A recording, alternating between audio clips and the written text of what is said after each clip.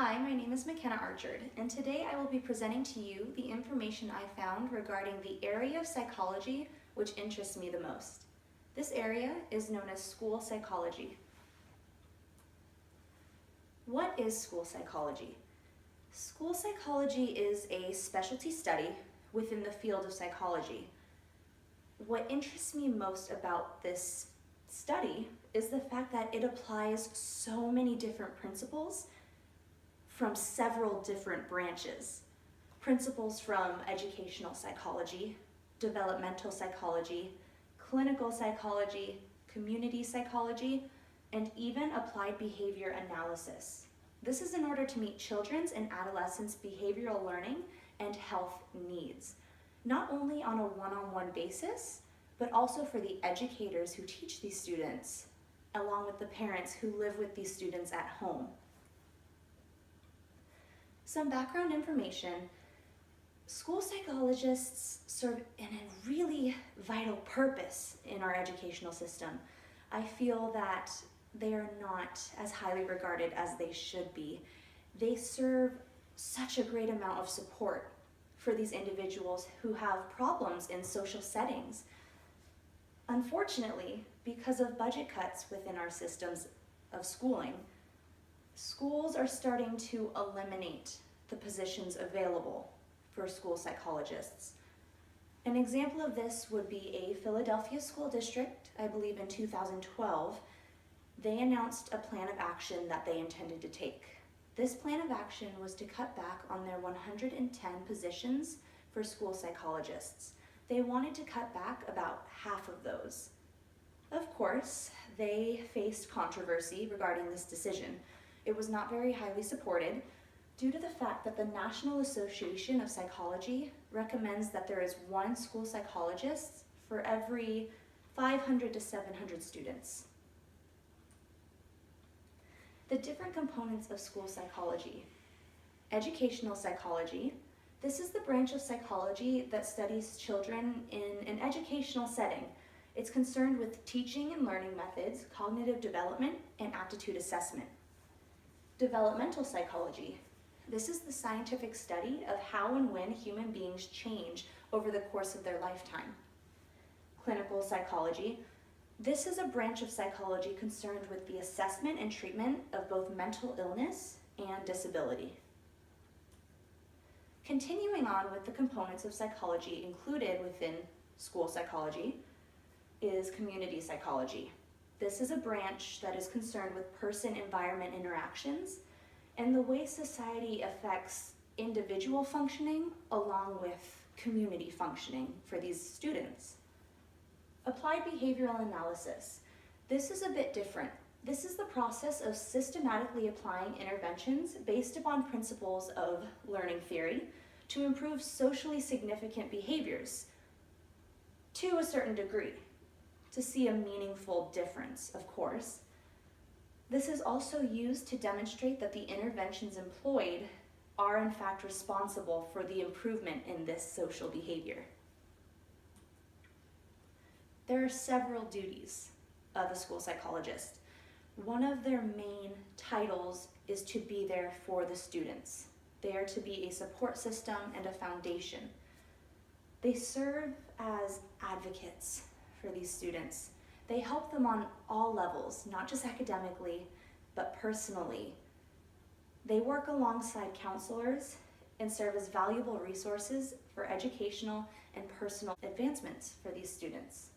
They listen to the concerns, whether those are academic, social, or behavioral, and help students work through these issues so they're not going through this alone. They help process problems such as academic struggles, the way they feel about themselves in a social setting. They plan goals and actions that they can do to achieve these goals, which is very helpful in a step-by-step process.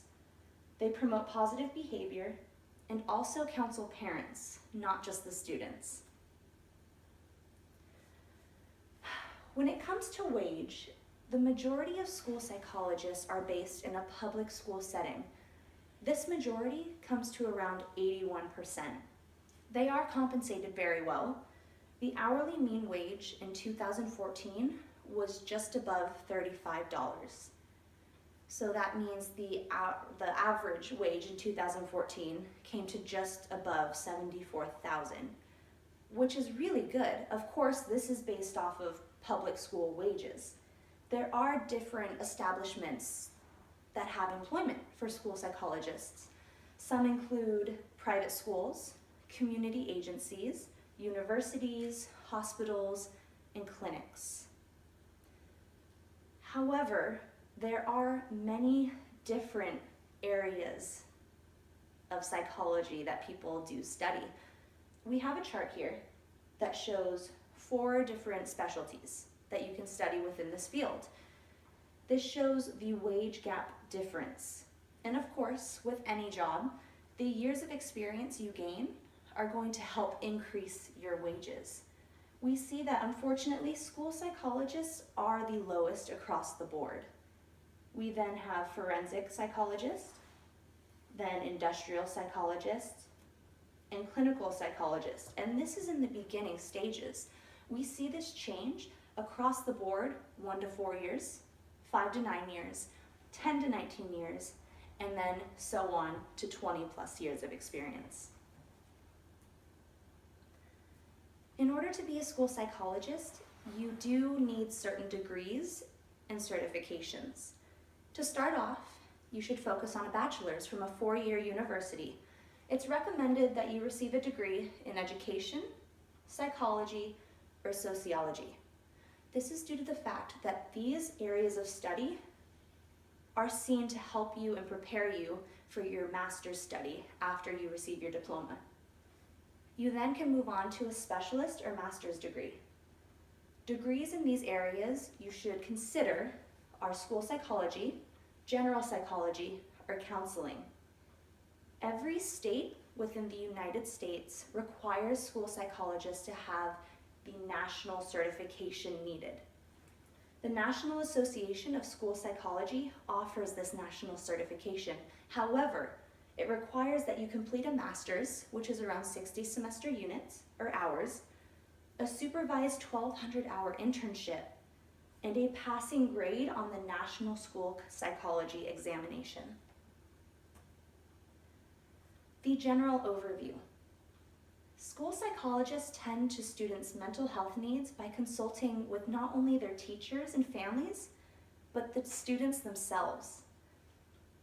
They tend to focus on their social, behavioral, and emotional problems that cause issues for these students in a societal setting.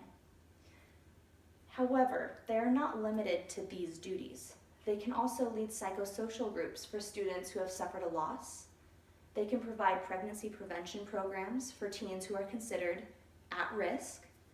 And they also assist children in times of crisis. An extreme example of this would be the suicide of a classmate.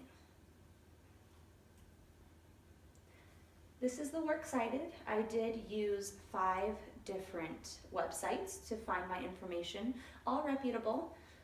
Thank you so much for watching this presentation, and thank you for a great school term.